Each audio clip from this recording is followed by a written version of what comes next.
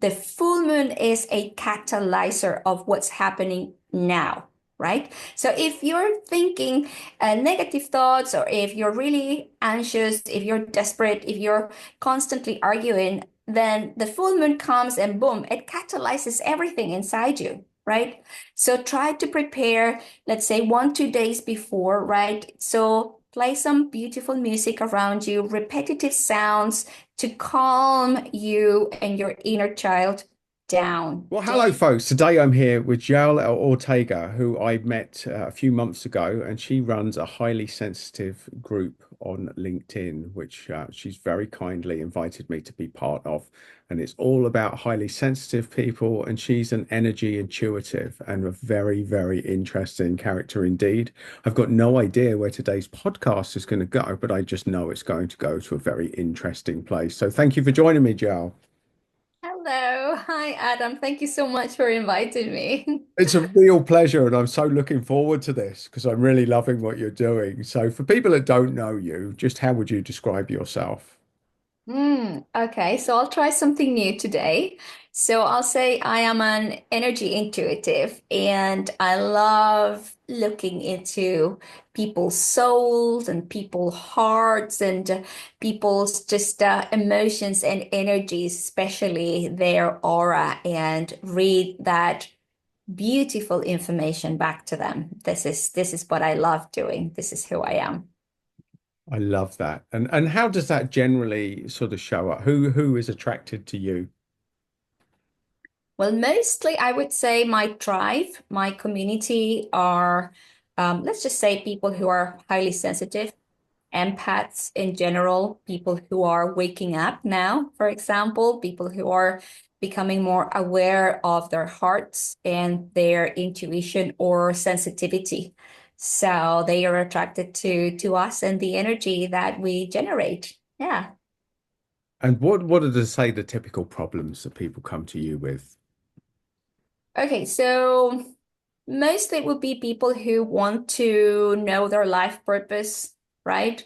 Who I am, what do I want, where am I going, right? What's the right choice for me now? Does my life have a meaning, a purpose? These are the kind of questions that most people that come to sessions with us come with. Yes.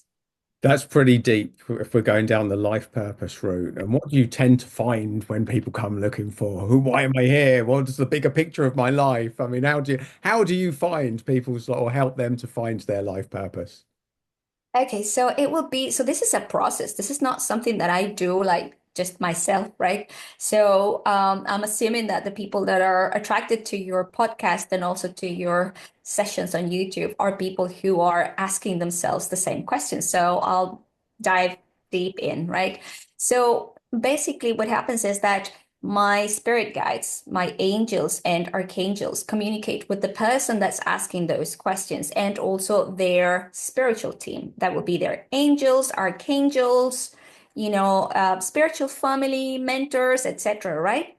So between all of us, there's this exchange of data, right? And then they decide, not me, they decide what the person is actually ready to process, to assimilate, and use as information, right? To catalyze whatever point they are in their lives. For example, if someone is learning about intuition or healing, or they want to find a partner, or they want to get pregnant, or they want to buy a house or invest in cryptocurrency, right? So depending on that, there would be a part from their side that shows up as a mentor, and they will give us information that then we pass on to the person. And it has to make sense because the person needs to see it clearly. So there's a lot of integrity, right? I don't filter anything. So yeah, I would say that's what we do. I hope it's a little bit more clear than what it sounds in my head, because I have a lot of pictures in my head. Well, I love this, Joe. And one of the areas that we've talked about is working with spirit guides, especially for someone like myself. I know that they're there and I invite them in quite a lot, but I don't have any direct communication like you do. So just describe this for me. Is this a skill you've always had? Is this something that you develop down the line? And how do people that don't have that direct communication, how do they get more tapped in? Okay, so those are three massive questions. So the first one, yes, I was born with this. I just didn't know. And I think I realized what was happening when I would make comments to my family or friends, and then they would just look at me, saying, "What? That you see what, that you do what, that you hear what." And so I knew then that perhaps it wasn't that everybody had what I had, this level of intuition and connectedness, I guess. But being a highly sensitive person and an empath, I found it very difficult from the beginning to ground myself. So I was very passionate with my emotions, right? I was very generous with my emotions. They were very intense, right? And so I would seek for high sensation emotions and people and circumstances. So my life was full of drama.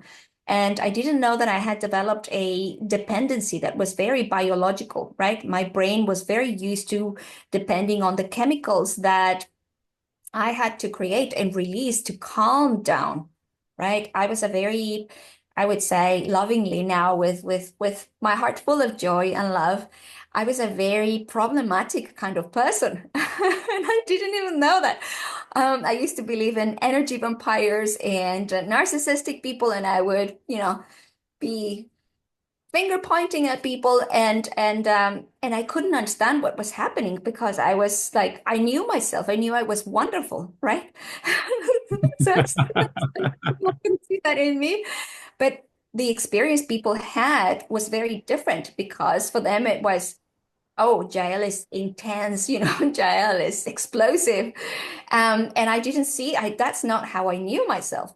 But eventually I started to ground myself. And this actually came with time. So for any empaths watching or listening to this audio or watching this video, be patient, be kind with yourself because your soul journey will guide you to the right experiences so that you can wake up at your own time, at your own pace, right? Not everyone is waking up in the same way. Perhaps your soul journey is guiding you to experience a lot of intensity because your gifts will be awakened in such a way. So this is not for everyone, but indeed this was my journey. Right. So what was the other question, Adam? I forgot. So the other question is, how do people get more tapped in? So somebody that works with you, I think, wow, what a great, cool skill set. I mean, we won't even touch on the fact that it probably manifests as some sort of mad schizophrenia to some people Oh, that don't understand this world. But that's another. We'll park that avenue for now. So for people that look and think, wow, I want a piece of that, Jael, yes. how do I communicate with my spirit guides? Are there any steps that Yes. anyone else can take to evolve that or to open those communications?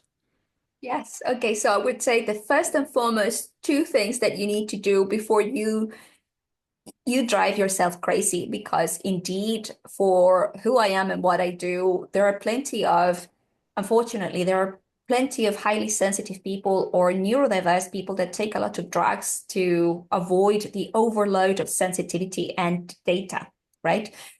Whether those are self-prescribed medications or that, you go to a doctor and then they prescribe you that, right? So ground yourself. That would be the first thing. You need to make sure that you're safe and from that safetiness, from that embracing of you, your soul, your power, whoever you are. If you're not in love with you, if you're not really happy with you, you will attract people like that and experiences like that. And especially in the spirit world, right? It could drive you mad, right? Because you're attracting the same level of intensity and frequency. So ground yourself always at all times. Make sure that you visualize colors around you, covering you completely, like the white, conscious, loving color, right? All covering you. And then on top of that beautiful color, put a beautiful royal blue color that will act as a filter. So it's not just to protect you, but it will filter any kind of demands or judgments from other people towards you, right? And then on top of that, you can add the rose color. And the rose color is to connect with gratitude, with your higher self, with your spirit guides, with all the beautiful beings of light that coach and mentor you in this particular lifetime. Once you've done that, you can add some gold for prosperity if you want, right? And ground yourself again. And then from there, once you're grounded and you've taken care of all your bodies, so that means your physical body, your etheric bodies, right? Your psychological body, your mental body, your um, sacral chakra is super connected to your spiritual bodies, right? So it's very important that you take good care of you first, and then you'll see the conversation is very different. It's more genuine, it's authentic, you're grounded, you're inspired, you're in the zone kind of thing. And you're with the right people, the right crowd for you at that moment. And then you just trust. So the first thing, once you've grounded yourself and then you've taken care of your energy, it will be to open your heart. Trust your heart, trust yourself. Only when you trust yourself, you can open this channel and bring beautiful beings of light, their messages, their stories, their support, their tools that you can master on this lifetime. Yeah, that's basically what we do. So that's interesting. So that is how people can open up this channel of communication. Let's talk Yeah. about the opposite direction. Growing up with all these voices in your head, I'm Yeah. sure that your family weren't very sort of, I mean, maybe I'm wrong here, but I'm guessing if you sort of took this to a doctor or your family, they're probably going to diagnose you with some sort of schizophrenia and put you on a completely different track. Yes. How did Yes. you learn to live with the voices, and are they always on, and can you switch them off? Aha. Oh my God. You asked the most beautiful questions. Okay, so yes, it was only last week when I was listening to some Dolores Cannon um, audiobooks where she talks about hypnotherapy and how people can access to past life and all the information that you can access through this kind of therapy, right? I realized how so many people were put in psychiatric asylums, with what I do naturally, right? And I had so much a profound sense of immense gratitude towards my mom because she didn't get me, she didn't understand me, but she would just let me talk while she was cooking and working and doing other things, right? She didn't applaud and said, "Oh my God, wonderful," but she would challenge many things, and I was like, "No, I just explained to you this is what happens, etc." But I knew that my family, they weren't my crowd, basically. So I was lost for many, many years, as I explained before, and I was very intense with my emotions out of frustration, I guess. So at some point, I learned that if I wanted to keep a job, I had to swallow my emotions. If I wanted to keep a partner with me, I had to swallow my emotions. So you can imagine how that went on a full moon, right? Especially if you have all these eclipses, boom, right? So yeah, it's the beauty of being alive. It's this dance of, being happy and then wah, so upset. But the truth is that from my perspective, my family, they were very, very, very tolerant because they could have said, listen, we're very concerned. Let's take you to a psychiatrist. Let's, take you to this place somewhere and let's leave you there until you calm down, right? Because I've seen that. I've seen that this is the story of so many intuitives of my generation, actually. So I'm super grateful, Adam. Yeah. Well, what a journey. And I mean, I'm sure anyone that's got a sort of highly sensitive skill set will resonate with that journey. And what do you think is going on in the planet right now? Because it does seem to be going a little bit madder than normal. Is there a reason for this? What are you picking up? What do you feel? Where are we on the journey? Is it the crossroads? Is it something happening? What's happening Yeah. energetically at the moment? So energetically, what I can read clearly is that we have now separated into two planets. And so the Earth is kind of there's a rebirth for the earth that's kind of staying in processing all the things that have happened for eons to earth itself and all the souls that choose to stay. It's mostly out of love and also to process their journeys as well. And now there's another earth that is like more ascended, that is higher in vibration, right? And and to that, a lot of wonderful people have already transcended and continue to transcend every single day. So perhaps if you're watching this and you've had someone that passed away recently, perhaps they are not really dead. They have transcended to a much higher vibration. And if you go there, you will see them soon. I'm not promising anything, by the way, but it can happen because this is what's actually happening, right? Vibrationally. Now, the people that stay, some people are sad because some psychics have told them that they will stay. Let me tell you, this earth here is in a complete rebirth.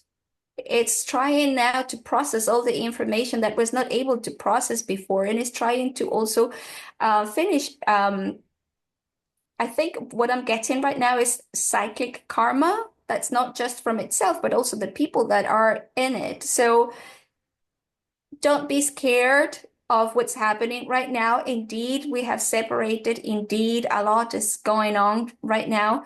Mind the full moon and the new moon. That will be your clue for everything, right? Always, always. If you're a woman, mind the full moon and your period because your cycle will tell you when there's more intensity, right? So instead of taking paracetamols, instead of, trying to drink a lot of alcohol to calm yourself down. Just try to understand what's happening between you, your period, the moon, and the planet. That will help you. And if you're a man who is sensitive, then just again, just look at what's happening, right, with you, with your emotions and the full moon. That will also help you to ground yourself. Yes. Oh, I love that. Joe, you've gone into my home territory now. We're in Lunaticville and full moons. Having worked night shifts at hospitals, I know the power of the full moon, and I'd like to talk about this to you now. No, we've opened up a doorway. We've opened up a doorway to Lunatic Central. So let's talk about this. I mean, how does the moon affect energy, and what should we do? You said be careful, but what do people that are highly sensitive, what do they need to know about a moon from a very practical point of view? How do I prepare for a full moon? Okay, how do you prepare? From a very practical point of view, what you need to do, I'm going to give you 3 steps, hopefully. So I'm channeling right now. So, so the first thing that it's important to do is to ground yourself. That's non-negotiable, right? If you're not grounded, then you're flying.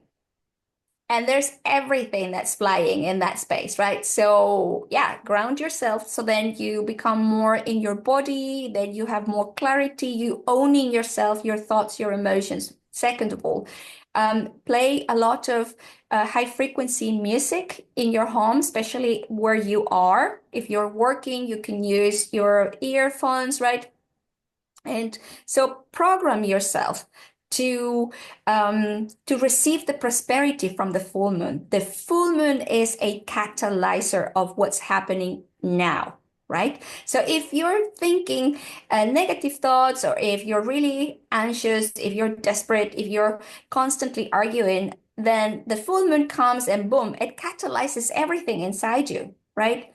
So try to prepare, let's say 1, 2 days before, right? So play some beautiful music around you, repetitive sounds to calm you and your inner child down gently, slowly. Be consistent. Consistency is the key.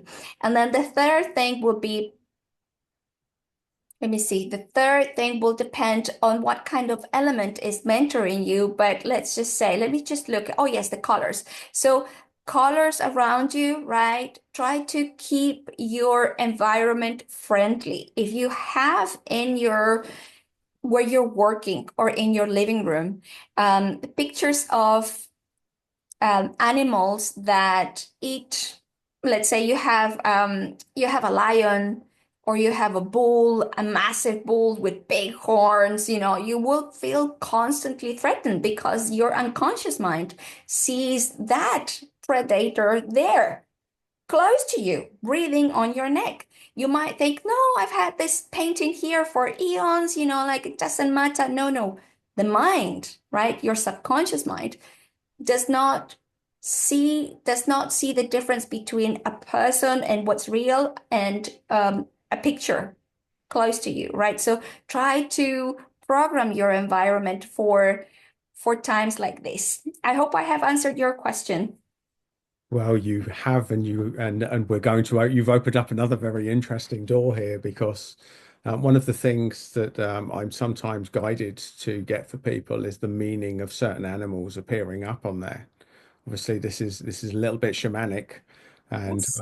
I sense that there is this thing that we are guided by nature, and that certain animals show up at certain times guide us, that they're there as some sort of totem, as some sort of animal guide. And of course, you being tapped into the world of guides, how important are animals in our journey here, and how does being highly sensitive help? Okay. So being highly sensitive, it's a tricky thing. It's the most beautiful thing that you can have because we are the leading edge of humanity. We truly are. It does not make us better than anyone, but we are. We have all these superpowers that we used to see in movies. We do have them. So you could choose to tune into your intuition and live in expansion, or you could dope yourself because it's too much. So ground yourself, right? So animals. Now, highly sensitive, as you well said last week, right?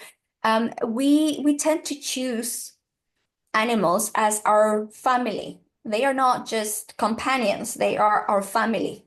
They truly are our family. And for us, they could be even more important than humans in some cases, right? Yeah. So no judgment. This is what we feel, this connection that's so unique because you could be the worst person in the planet, yet you have a dog that adores you.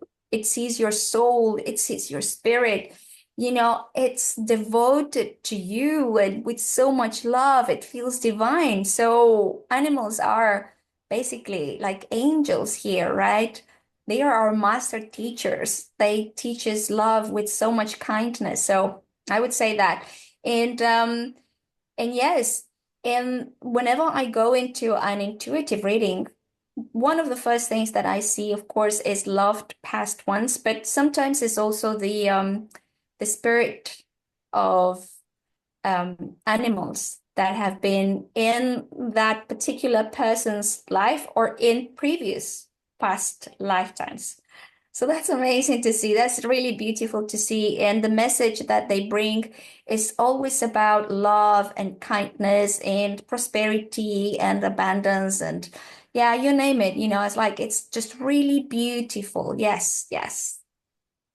Wow, well, we really are. This is a great rabbit hole. I love being in this, talking about these things with you, Jael. So let's talk about karmic debt, because that seems to be an area that I'm getting a lot of questions on now. Are highly sensitive people, are they here to break the chain? Why are they going through such trauma at the moment? All of my highly sensitive friends are going through not just minor inconveniences, we're talking about major life crises right now. Oh, Um, yes. and even venturing into the realm of suicidal thought. Oh, yes. Yeah, But 100%. but they're being open about it to me, which is a good thing because it's only through exploring that. So why is this happening? What are you picking up on why is this happening right now? I'm going to open my heart to you and I'm going to tell you what happened to me 7 months ago. So I'll tell you how this encompasses everything. So Because being sensitive from a very young age, and I didn't have all the support that I thought I needed. I didn't see my parents as teachers. I didn't see that they were activating my tools, my master keys for this life. I didn't see that. I only saw that they didn't support me, they didn't understand me, they didn't hear me. So there was no connection, right? I was just so resentful. And then I grew up also in a country where all of this was called witchcraft, which is not, but it was called that way. So I had to keep quiet. So I had to swallow all of the things that I was seeing and doing, right? So eventually I developed these thoughts that were very much like, this is not the right place for me. How do I get off this planet? Where is the off button? Where do I need to press now? But I knew that I couldn't kill myself, right? I knew that. But I was like, okay, if I'm a good person, yeah, if I'm a good person, if I do good stuff, if I help people, then soon enough, someone will unplug me. So I started to do that. That this was a genuine act from my heart, I thought, right? Every almost every single birthday, I was praying that at some point someone will have, compassion.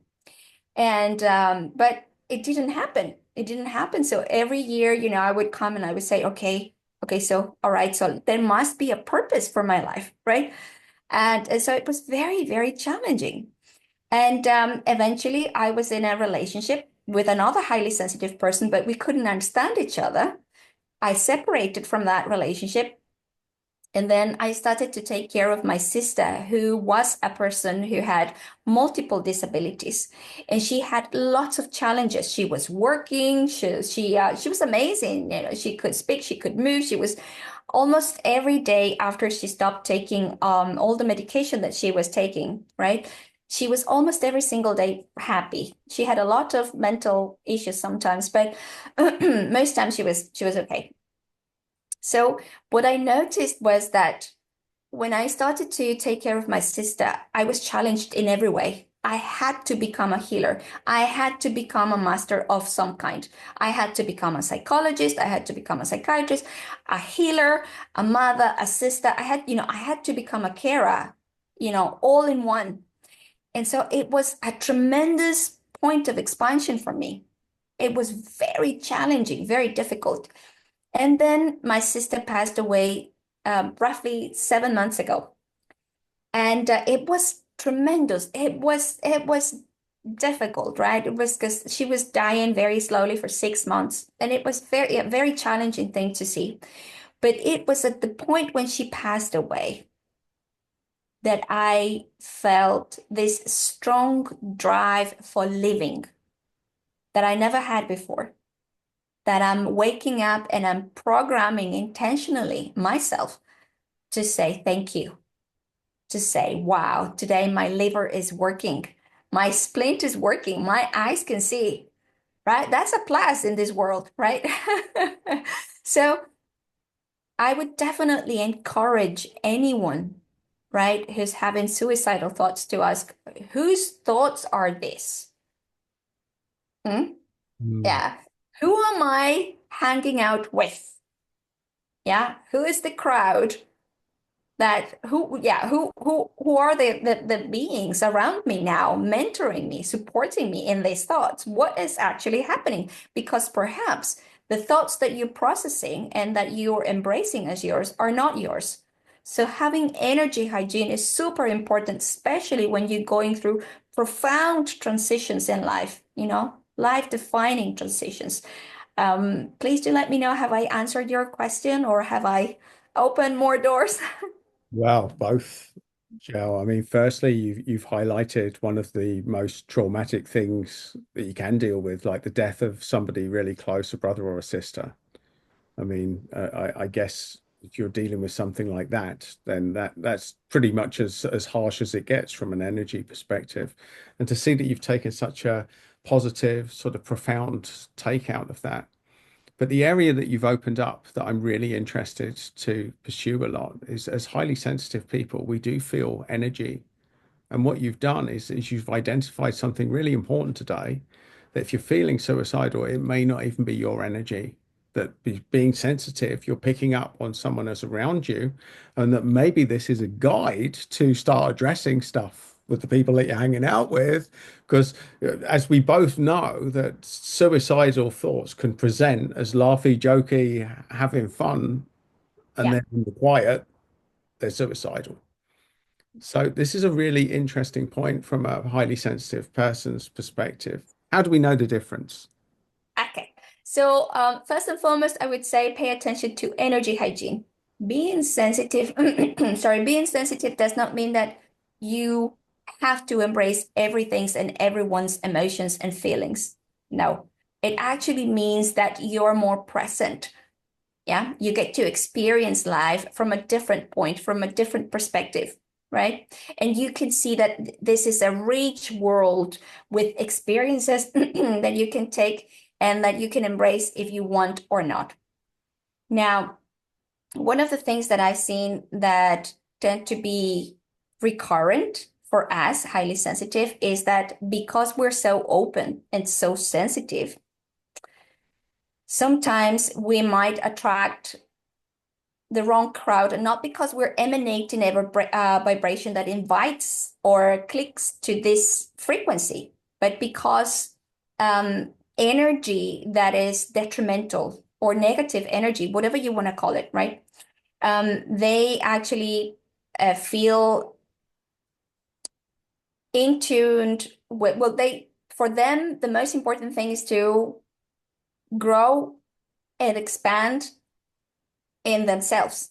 So it's very opportunistic. So if you're feeling sad, if you're feeling angry, then they would take that moment to make you feel even worse so that they basically absorb the energy that's in you. That's why most people feel depleted of energy, tired, exhausted, and they take a lot of vitamins and they still tired, right?